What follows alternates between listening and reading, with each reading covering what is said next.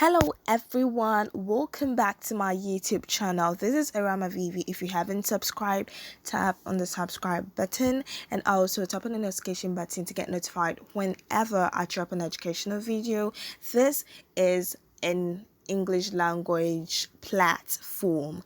Okay, so today we're going to be learning punctuations. I know most of you were saying punctuations are so easy, so why would you bother yourself to learn them? Well, punctuations are really confusing, and if you do not use them well, you're going to make your whole write-up so ununderstandable, and you're going to get confused with everything you've written. So just give me attentive ears and eyes so we learn together. So we have punctuations. If sentences and words in context will make sense, it depends on how well you punctuate your sentences and words in context. A lot of writers do punctuate wrongly. Today, we are going to learn when, where, and how to use punctuations the right way. Using punctuations the right way make your writing piece readable and perfect. Absolutely right. Even during speaking, we do use punctuations at some point in time. That is why when you're speaking, you pause, and also the way you speak makes the other reader sees that you're done speaking, so he or she can also bring his or her contribution or suggestion. That is the great essence of using punctuations. So imagine you using punctuations when you're speaking and you do not want to use it when you're writing. No, you have to use it the wrong way.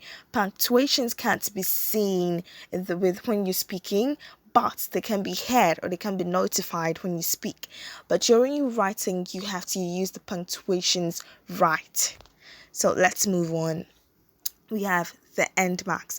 Today we are going to be talking about the simplest forms of punctuations. These are the simplest forms. We're going to go to the complex forms in my next videos. So these are the simplest usage.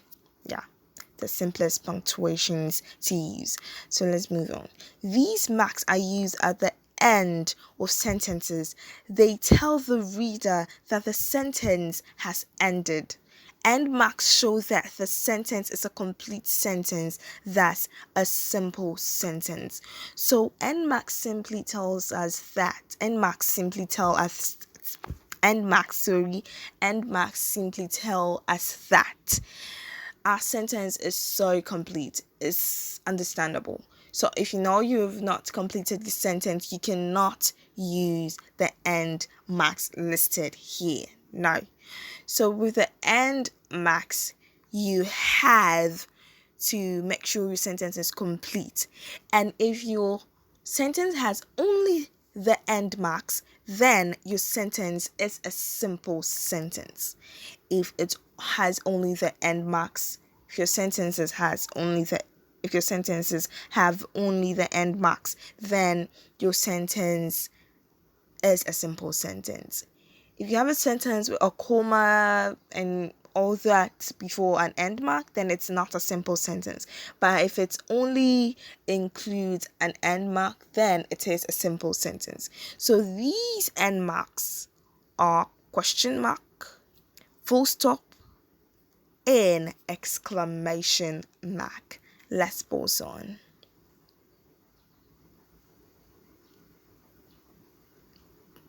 The end marks. Question mark. This is used at the end of sentences to ask questions. It should never be forgotten in your write-up. It is used in question tags as well. Example: what is your name? Example 2, we have he didn't give you all these. Yes, he did. So end marks are used at the end. A question mark is used at the end of a sentence which is trying to ask a question or inquire. So that is what we use a question mark for. So you cannot tell me you're writing and you're forgetting your question mark where it's supposed to be. No, we do not do that. If we do that, you're actually trying to tell us you don't know what you're trying to write in your piece of writing.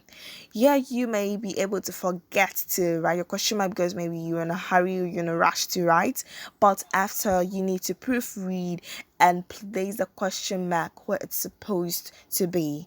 So let's button. We have an exclamation mark. This mark is used at the end of sentences and words to expose emotions to the listener or reader. So this type of mark is used when you want to portray an emotion in a write-up. The only way we get to know that you're trying to portray an emotion is when you use the exclamation mark. When you do not use it and you're reading it and we get to find out it's an emotion, we're going to skip that. So just put exclamation mark there and let's read it as the exclamation says. So not all questions demand a question mark. No. Some questions conveys the message of emotion. So the exclamation mark is used at the end of those questions. So question marks do not necessarily have to be at the end of every question. Some questions need an exclamation mark. Some questions actually portray emotions. So if you see some sort of questions and you have to determine which question goes with the exclamation mark or the question mark. So let's see some examples here. We have a dialogue. Amma, I mistakenly shot him. Ajwa, what did you do? So right now, Ajwa is not trying to ask Amma a question. She already knows what Amma has done, but she wants to, she's trying to portray an emotion. Like, what did you do? What did you do? So this is to show you that she's portraying some kind of shock. She's portraying some kind of shock or amusement. Like, will Amma really do this? Like, what did you do? Why did you do that? Do you get it? Yeah, so this is an exclamation.